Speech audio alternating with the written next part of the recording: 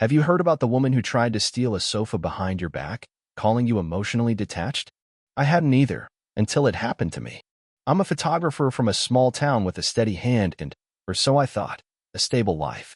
That illusion shattered the day I found a moving truck outside my house, with my wife directing the entire operation like a director in a twisted play.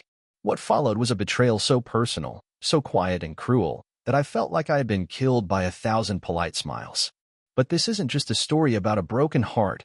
It's a story about the aftermath, about chaos in court, about the cold precision of revenge, and about the long, hard look in the mirror when your own daughter calls you a safe choice. This is a story about what happens when you stop being a good guy, and you start fighting like a man with nothing to lose. Buckle up. This one's a doozy. My name's Marcus. I'm 41 years old. I make my living as a landscape photographer, real boots on the ground kind of work. I spend half my time out in the wild with a tripod and a thermos, trying to catch the morning light hitting the side of a canyon just right. It's peaceful work. Honest. The kind of job where no one's yelling at you, and you can hear your own thoughts. I thought I had a peaceful life at home, too. My wife, Renee, was a freelance book editor. Big on words, poems, and drinking tea with her pinky out like she was in some British murder mystery. She always had a notebook with her, and this habit of staring off dramatically into the distance like she was reading her own internal monologue. She was beautiful, long red hair, soft green eyes, and a smile that could melt your better judgment. People loved her, especially when she laid it on thick. We'd been married 16 years. Had a daughter, Eliza, who just turned 16 herself. I thought things were steady between me and Renee. Sure, she had a dramatic streak and talked about lost passions and unlived lives now and then, but I figured that was just creative nonsense. I thought we were good. I was dead wrong. It all started on a Tuesday. I was at the nature studio editing some shots from a trip to Red Rocks. The lighting in one of the canyons was perfect. I was feeling good, focused. Then my phone buzzed. It was my neighbor Vince. Now, Vince is an old-school guy, retired firefighter. Spends most of his time gardening and fixing stuff just because it's broken. Doesn't call unless it's important. So when I saw his name pop up, I knew something was off. I picked up. Hey, Vince. What's up? Marcus, he said, and right away I heard the edge in his voice. You need to get home. Now. What? Why? What's going on? There's a moving truck in front of your house. Big one. And 2 guys are carrying furniture out your front door. I stood up so fast my chair nearly tipped over. What do you mean, furniture? I mean your damn living room couch just went into a box truck. Your wife's standing out front with some guy I've never seen. He's barking orders like he owns the place. I didn't say anything. Couldn't. My throat closed up like I'd swallowed gravel. You better hurry, Vince said, before everything you own drives off. I didn't ask another question. I just grabbed my keys and ran. My gear stayed on the desk, computer still running. I peeled out of the parking lot like I was chasing daylight. The whole drive home, my mind raced. Was it a robbery? A misunderstanding? Some crazy mix-up? But I couldn't shake the pounding in my chest, the feeling that this wasn't random, that Renee knew. I pulled onto my street, and there it was, a massive white moving truck idling at the curb. Our front door was wide open. 2 men I didn't recognize were wheeling out my favorite armchair, the one I'd had since college. And standing at the top of the driveway was Renee. She was wearing that smug, artsy little scarf she always wore when she wanted to feel expressive. And next to her, some tall, lanky guy with a ridiculous man bun and a smug grin. He had this air about him, like he thought he was starring in some indie film called Stealing Another Man's Life. I slammed on the brakes so hard my tires screeched. I didn't even take time to shut the car door behind me. I stormed up the driveway. What the hell is going on here? The man turned to me with a lazy smile. This doesn't concern you, buddy. That was it. That one line. Buddy. That smirk. That flippant tone like I was the one intruding on his day. Before I realized what I was doing, I swung my arm toward his jaw. Bang. He fell down. Down like a sack of laundry, arms flailing, scarf flying. The sound he made when he hit the pavement was almost satisfying, if I'm being honest. A sharp, surprised grunt that said he wasn't used to consequences. But I wasn't done. I dropped on top of him and let the rest of my rage out through. All the long nights Renee had spent, editing late. All the times she'd rolled over with a sigh instead of talking. All the quiet, creeping dread I hadn't allowed myself to admit. You think you can just steal my life? I shouted, my voice raw with fury. In broad daylight? He tried to cover his face. Too little, too late. At some point, I felt a hand on my shoulder pulling me back. "That's enough," a voice said. "Vince." I looked up. He'd come running. "Good man." I stood up, chest heaving, fist aching, staring down at the guy still curled on the ground. "Police are on their way," Vince muttered. "I called when I saw him get mouthy with you." The cops arrived within minutes. 2 cruisers, lights flashing. One officer, tall and broad, approached me carefully. "I'm the one who called," I said, still breathing heavy. "That guy was taking furniture out of my house." They separated us, asked questions, took statements. Renee finally spoke, rushing to the man's side like I just kicked her pet. "Dylan, are you okay?" So that was his name. Dylan Ray. Sounded like a wannabe country singer. She looked up at me with wide, fake shocked eyes. "What's wrong with you?" "You tell me," I snapped. "You want to explain why some stranger is hauling our bed out the door?" She didn't answer. And in that silence, I knew. I knew everything I needed to know. That was the day everything changed. Once the cops arrived and got things settled down, I was standing on the driveway, arms crossed, still catching my breath. Dylan was sitting on the curb holding a cold bottle of water one of the movers gave him. His jaw was already starting to swell, and I could tell by the way he kept touching his ribs that he was going to feel that one for a few days. "Good." One of the officers came up to me, a solid guy with a weathered face like someone who'd seen too much crap in his time. He asked me to walk him through what happened, and I told him plain and simple. Vince saw a moving truck, called me. I came home to find people carrying furniture out of my house under the direction of a man I'd never met. He asked if I had proof it was my house, and I smiled. "It's in my mother's name," I said. "She bought it after Dad passed. I've lived here with my wife and daughter since. I take care of the place, pay the taxes. The deed's in a folder in my office." The cop gave a little nod. "All right. Sit tight." He walked over to Renee next, who was now standing under the porch light with her arms folded like she was the one who had been wronged. Her face was still flushed from the yelling earlier, and I could tell she was trying to look calm in front of the officers. I watched her closely as she explained things in that syrupy tone she always used when she wanted something. I couldn't hear everything she said, but I caught the end of it, clear as day. "I'm not stealing anything. It's my house too. I'm just taking my half." I let out a bitter laugh and muttered under my breath, "You've got some nerve, Renee." The cop didn't seem impressed.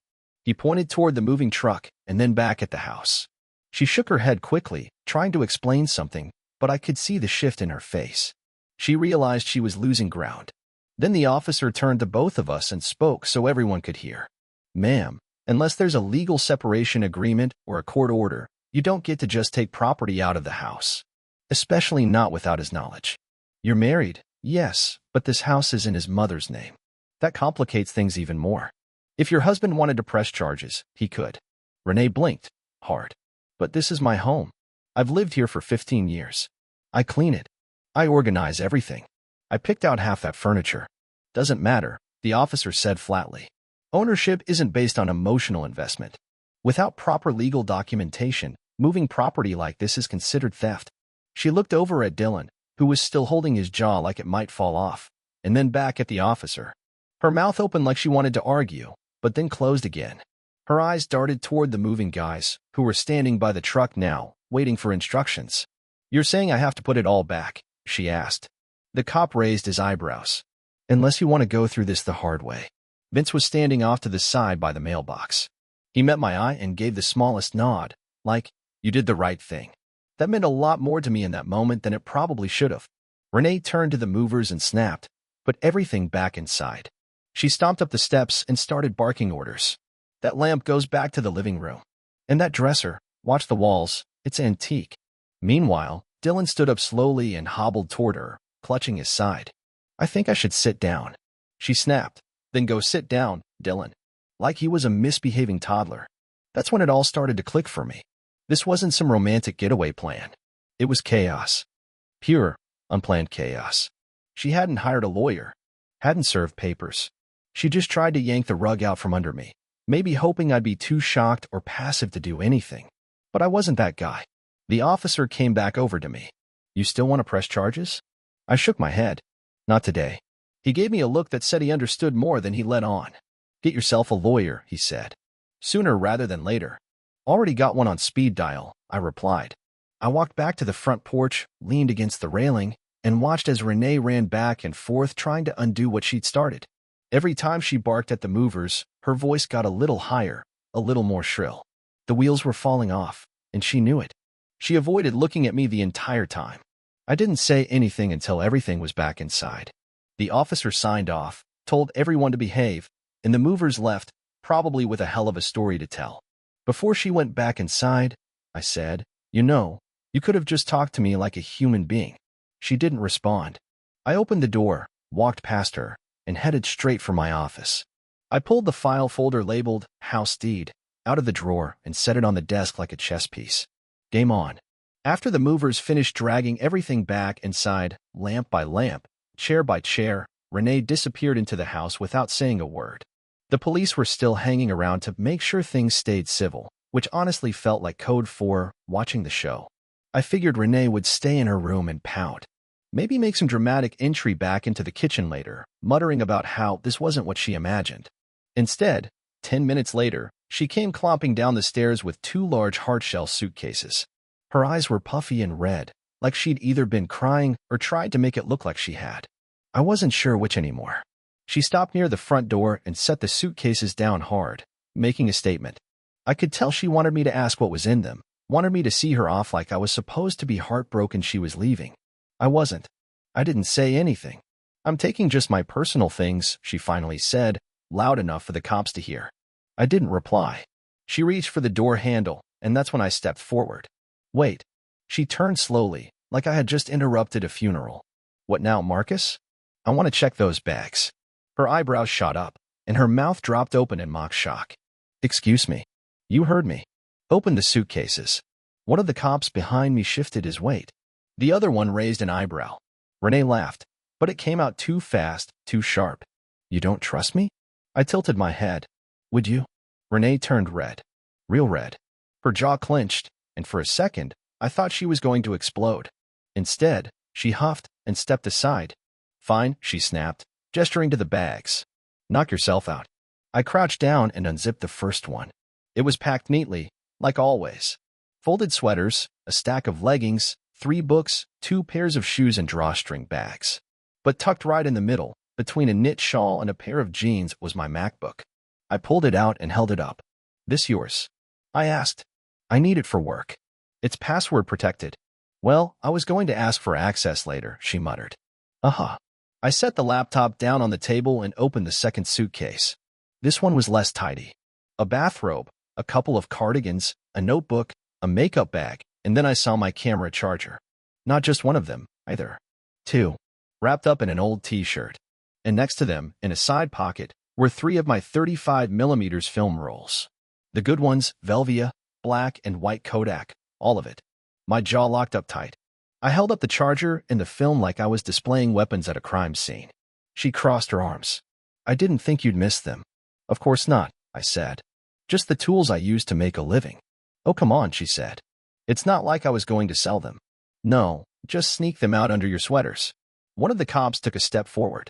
Ma'am, he's within his rights to remove his property. If this turns into another dispute, we'll need to document it. Are you serious? She barked, turning toward him. He gave her a flat look. Do you want to explain this in front of a judge? She backed off, muttering under her breath. I didn't care to catch the words. I zipped up both bags, took out the items that were mine, and placed them on the dining table. Then I stood and handed her the rest. There. Now you can go. Just the personal stuff, like you said. She grabbed the bags and rolled them toward the door with a speed that told me she was more embarrassed than angry now. Just as she opened the door, I added, you can get chargers from Dylan now. I'm sure he has plenty lying around in his, what does he call it? His studio? She paused for half a second. That's all. But it was enough. Her back stiffened. Her hand tightened on the doorknob. And then she left, dragging those wheels over the threshold like she was rolling away the last of her pride. I shut the door behind her. The house was quiet. Too quiet. The kind of quiet that makes you feel like something important has just died. I picked up my laptop, the charger, and the film, and brought them back into my office. Set everything down neatly. Sat in my chair and stared at the wall for a good long while. It wasn't just about the items. It was the principle, the sneakiness, the assumption that she could just slip things out of my life without me noticing. She wanted out. She got it. But she wasn't taking anything else. Not without a fight. After Renee rolled her suitcases out the door and the cops finally left, the house was quiet again, quiet in a way that didn't feel peaceful. The living room was a half-sorted mess. Furniture had been pushed and pulled in a tug-of-war between her ambition and reality. It looked like the aftermath of a low-stakes tornado. I walked into the kitchen to make some coffee, hoping the routine would help me feel normal again. My hands moved on autopilot: grind, scoop, pour, click. I leaned on the counter while it brewed, staring at the floor, not really seeing anything. My head was buzzing like a beehive with everything I'd seen, everything she'd said, everything she didn't. That's when I heard the front door. The soft thump of sneakers, the jingle of her backpack. Eliza was home. I turned to see her walking through the hallway, pulling her earbuds out and slipping her phone into her back pocket. She looked tired, maybe a little annoyed. She paused when she noticed the living room. What happened?" she asked, her eyes scanning the clutter. I didn't answer right away. I just looked at her, my daughter, the kid I helped raise, the girl I'd read bedtime stories to, driven to weekend practices, taught how to ride a bike. "Eliza," I said slowly, "your mom tried to leave. She brought a moving truck, some guy, and tried to take half the house without saying a word to me." She blinked. "Wait, what? Your mom? She brought some guy named Dylan here and tried to move out in the middle of the day. Didn't even tell me." There was a pause. Then she tilted her head, narrowed her eyes a little like she was confused. But then something weird happened. She didn't look surprised. "Not really." "Oh," she said. "That was it. Just, oh. You mean Dylan Ray?" She added a second later, like we were talking about someone we both knew from church or the grocery store. I just stared at her. "Yeah," she continued casually, walking into the kitchen like she was about to grab a snack. "Mom told me about him. Said he's her soulmate or something." The words hit me like a shovel to the chest. "Excuse me?" I asked, barely keeping my voice steady. She shrugged, opened the pantry. "She's been talking about him for a while. They used to date before you. I guess they reconnected.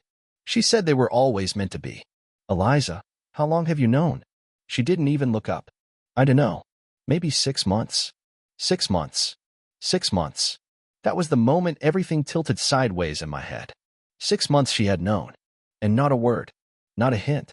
She ate my cooking. I picked her up from school. We laughed about silly movies. And all the while she was sitting on this secret like it was nothing. "And you didn't think I should know?" I asked, my voice dropping. She finally turned around, holding a granola bar. She looked annoyed more than guilty. "Dad, I didn't know how to tell you. I thought you already knew. You and Mom haven't exactly been close. She told me not to get involved."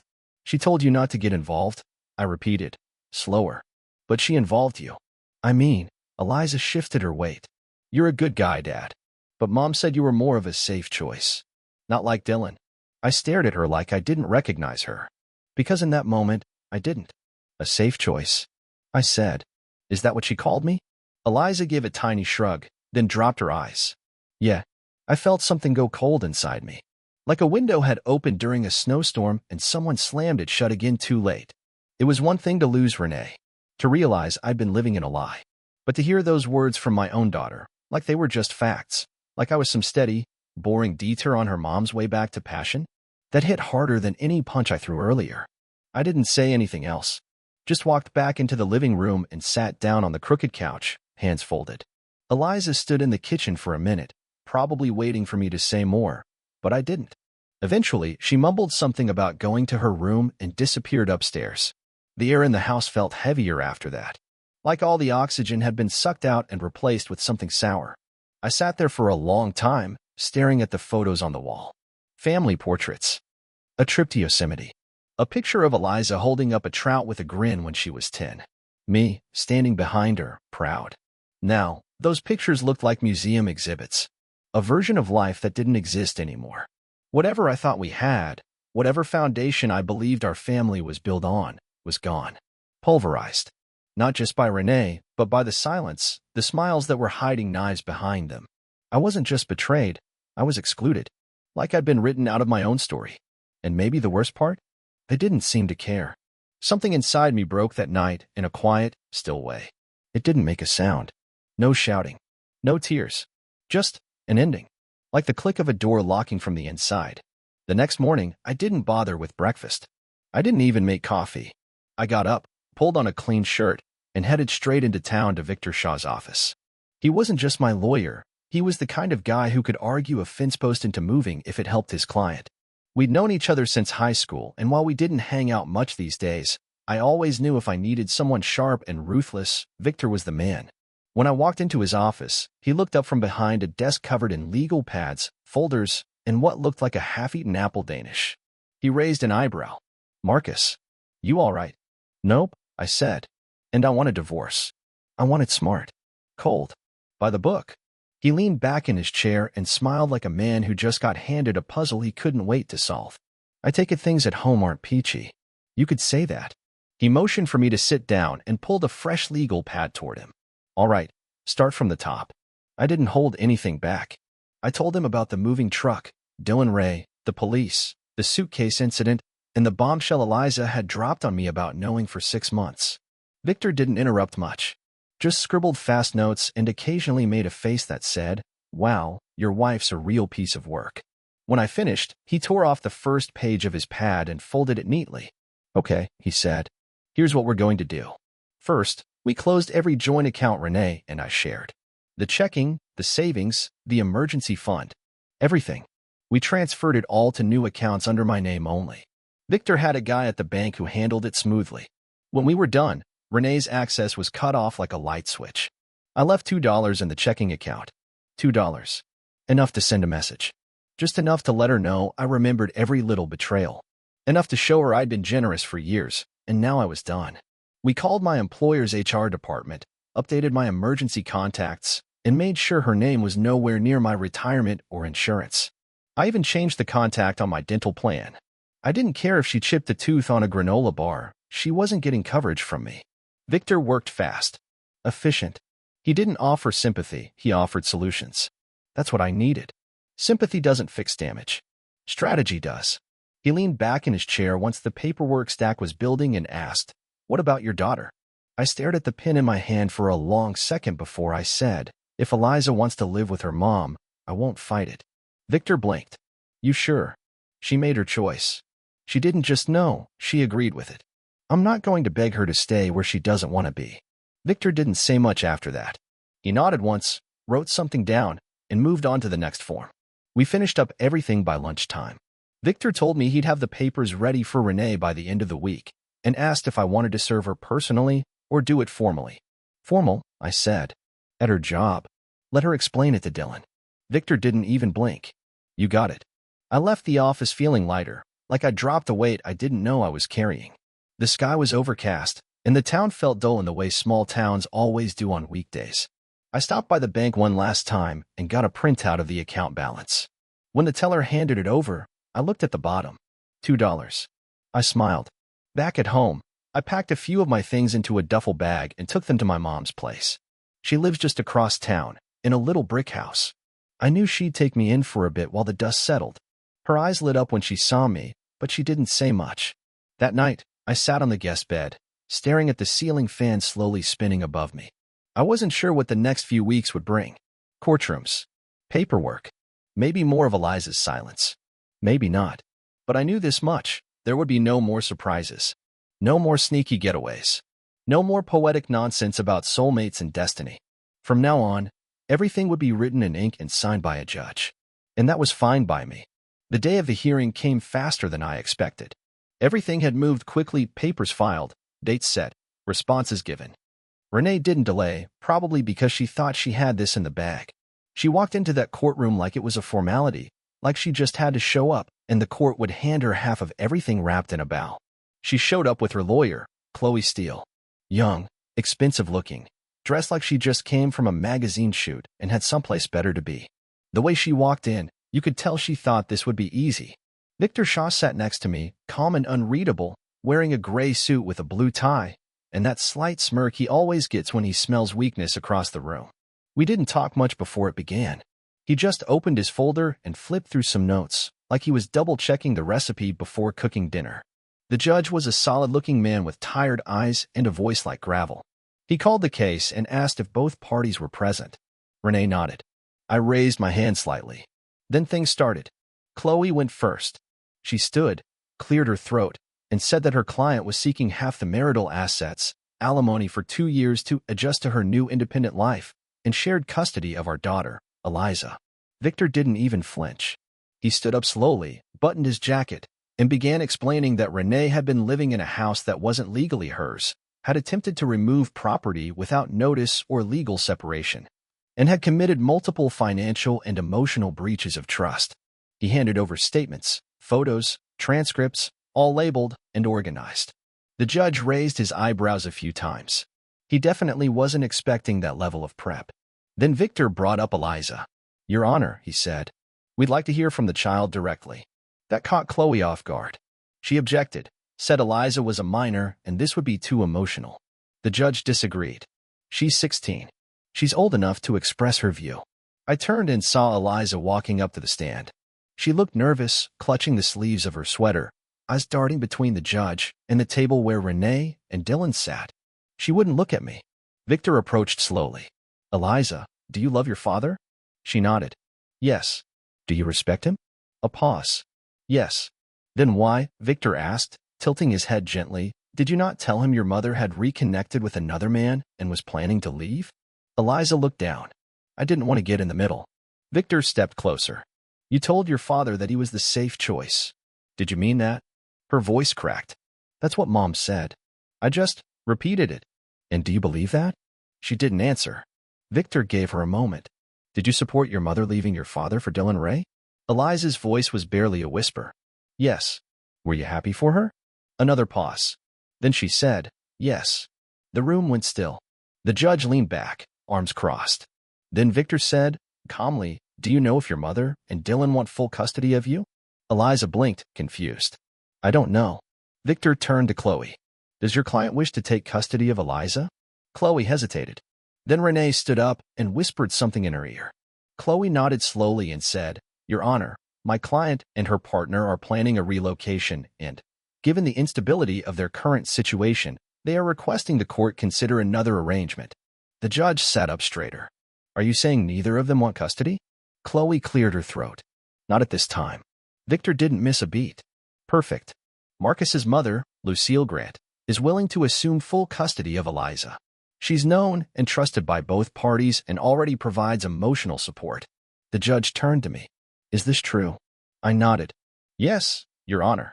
My mother has already opened her home. Eliza is welcome there as long as she needs." There was a moment of heavy silence. The judge looked from me, to Renee, to Eliza, then back to me. "Let me get this straight," he said slowly. "The mother is walking away from custody. The daughter admits she supported a breakup based on her mother's emotional claim. The father was unaware. And now the father's mother will assume care." "Yes, Your Honor," Victor said. The judge sighed. He reached for his gavel and paused, looking right at me. "Mr. Grant," he said, "you just won a war." Then he banged the gavel. "Custody is granted to Lucille Grant. There will be no alimony. There will be no asset division beyond what's legally shared and verified." Case adjourned. The courtroom stayed quiet for a few seconds after the gavel hit. No one moved. Renee looked like she'd swallowed a nail. Chloe packed up her folders in a hurry. Eliza sat frozen in the chair, her hands trembling in her lap. Victor turned to me, leaned in, and said with a smirk, "Told you I was worth every penny." I nodded slowly. I wasn't smiling. I wasn't angry. I felt like a man who'd just finished digging a trench across enemy lines, looked back at the battlefield, and realized he was the only one still standing.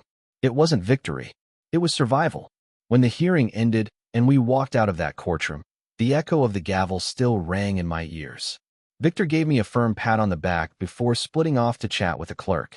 Renee left without saying a word, her heels clicking down the hallway, Dylan trailing behind her with his hands in his pockets and that same dumb expression he always seemed to wear. Chloe walked with her nose buried in her phone, already thinking about her next case. Eliza stood near the corner of the hallway, arms wrapped tightly around herself, her face pale and blotchy. She looked like a kid lost in a storm, trying to figure out which way was home. She didn't come to me at first, just watched me, unsure, maybe scared, maybe ashamed. I walked past her without saying anything, headed toward the front door. I didn't have it in me to say much. I wanted air, Sunday silence. But I barely made it down the courthouse steps before I heard her behind me. "Dad, wait." I stopped. I turned around slowly and saw her standing there, eyes full of tears, hands clenched into fists like She was holding on to her words so they wouldn't shake out of her. "Please don't leave me," she said, her voice cracking. "Please." It hit me like a gut punch. I'd played this moment over in my head. What I'd say, how I'd stay calm, how I'd stand my ground. But hearing those words come out of her mouth, raw and trembling, made my legs feel heavy. I wanted to leave. I really did. I wanted to walk away from the pain, the betrayal, the feeling of being nothing more than a placeholder in my own home. I wanted to get in my truck and drive away until the noise in my head finally stopped. But I didn't. I couldn't. I looked at her for a long moment, and then I said the only thing that felt honest. "You betrayed me, Eliza." She blinked hard and wiped at her face, as if the words stung worse than she expected. "I know," she whispered. "I was stupid. I didn't think." I raised a hand. "That's just it. You didn't think. You didn't speak up. You didn't stop your mom. You didn't even warn me. You just let it happen." "I thought you were okay," she said quietly. "I thought you didn't care. You thought wrong." I could see the guilt pulling at her. It was real. She wasn't putting on a show. But that didn't undo what had already been done. "You need to feel this weight," I said. "You need to carry it, so you remember it. So the next time someone you care about is about to be hurt, you say something. You do something. You don't stand in the shadows and let it happen." She looked down, her shoulders shaking. "I'm sorry." I nodded. "I know." Then she took 2 quick steps forward and wrapped her arms around me. It wasn't a polite hug. It wasn't the kind you give your dad when you're heading off to school. It was desperate, like she was clinging to the only solid thing left in a world that had just cracked wide open. I felt her breath hitch against my chest, her tears soaking into the shoulder of my jacket. And for the first time in weeks, I cried too. I didn't sob. It wasn't loud or dramatic. Just hot, silent tears sliding down my cheeks, born from weeks of betrayal, heartbreak, and disappointment. We stayed like that for a long time, just holding on. Eventually, I pulled back and wiped my face with the back of my hand. "You're going to stay with Grandma for now," I said gently. "She'll take care of you. I'll come by. We'll talk. But I need time, Eliza, and you need it too." She nodded without protest. She understood.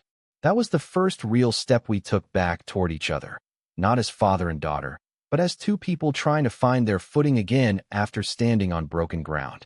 Back at my mom's house that evening, she had a casserole waiting in the oven. The smell of it filled the house, warm and familiar. I sat at the kitchen table while she poured coffee, her movements quiet and patient, like she knew I didn't need advice, just comfort. She didn't ask what happened in court. She didn't ask how I felt. She just set the mug down in front of me and gave my shoulder a squeeze as she passed. That night, I lay on the guest bed and stared at the ceiling, my body heavy but my mind a little lighter. I didn't know what tomorrow would bring. But for the first time in weeks, I didn't feel completely alone. And maybe, just maybe, that was enough. A few months rolled by after the hearing. Everything slowly quieted down, the way a storm does when the last thunderclap fades. It didn't go back to normal, not exactly, but a new routine took hold. The kind where there were fewer surprises and more silence. I learned to live in that silence. Eliza stayed with my mother, Lucille, just like we arranged. And to her credit, she adjusted. She stopped walking on eggshells around me, and little by little, she smiled again. Her voice wasn't guarded anymore. It had life in it again. Things at my mother's were steady. We planted tomatoes together in April and spent weekends trying to keep squirrels out of the bird feeder. I started picking up photo gigs again. Nothing huge, but enough to keep busy. The kind of work that reminded me there was still beauty out there worth capturing. Then, one warm Friday evening, Eliza sat down next to me on the porch steps, fidgeting with the hem of her shirt. "She's in the hospital," she said. I didn't need to ask who. "Dylan hit her," she added. "They arrested him. He's in jail." I let out a slow breath. Didn't say anything right away. Part of me wanted to feel something sharp. Anger, satisfaction, something cold and final. But mostly I just felt tired. Like hearing about a bad dream someone else had. I nodded once. "You okay?" She nodded back, eyes wide. "She asked about you. A lot." Of course she did. A week later, I got a text. No drama, no all caps typing. Just one line. "Can we meet somewhere? Please. Just to talk." I stared at it for a few minutes before typing back. "Okay. Diner. Thursday. Noon." I picked the diner. The sun was high and hot, beating down on the blacktop. Renee showed up 10 minutes late. She looked nothing like the woman I married. She was thinner, almost gaunt. Her hair was pulled back in a messy knot, and the dark circles under her eyes made her look like she hadn't slept in a month. She had a long-sleeve shirt on even though it was 80 degrees outside. Her hands trembled when she picked up the menu, though she didn't read it. I didn't say much, just sat there sipping my coffee, waiting. After a moment, she finally looked up. "I messed up, Marcus," she said, her voice barely above a whisper. "I really did." I nodded once, slowly. "He wasn't what I thought he was," she continued. "Dylan, he was exciting at first, sure. He said all the right things. Promised adventure. Told me he missed me, that I was the one that got away. I bought into it. All of it." Her lip quivered, but she didn't break yet. "He didn't love me. Not really. He wanted attention. Control. I left a man who actually cared about me for someone who saw me as a way to pass the time. He got mean fast. Moody. And then he hit me." She paused there, swallowing hard. "I ended up in the hospital with a cracked rib and a bruised jaw. That's when it hit me. Everything I gave up. What I destroyed." I didn't say a word. Just stirred my coffee with the little spoon, letting it spin slow circles. She leaned forward slightly. "You were always steady, Marcus. You never raised your voice. You were patient, kind. I took that for granted. I thought I needed fireworks, but all I really needed was a man who made me feel safe." I took a sip, then looked at her. "I just want to be where it's safe again," she said, tears starting to run now. "I miss home. I miss us." I let her words hang there for a moment, not rushing to fill the silence. Then I set my cup down gently. "Some things," I said slowly, "can be forgiven, but not all things can be repaired." She nodded, wiping her face with a napkin. "I know." I reached into my wallet, pulled out a 20, and slid it onto the table between us. "For lunch," I said. Then I stood up. "Take care of yourself, Renee." I didn't wait for her reply. I walked out into the sun, pushed my sunglasses on, and got into my truck. The seat was warm, the steering wheel hot under my palm. I turned the key, rolled down the window, and drove away slow. Not angry, not sad, just free. Share your thoughts in the comments. Is it possible to rebuild a relationship with a child who took the other side? If you liked the story, subscribe to the channel and give us a like.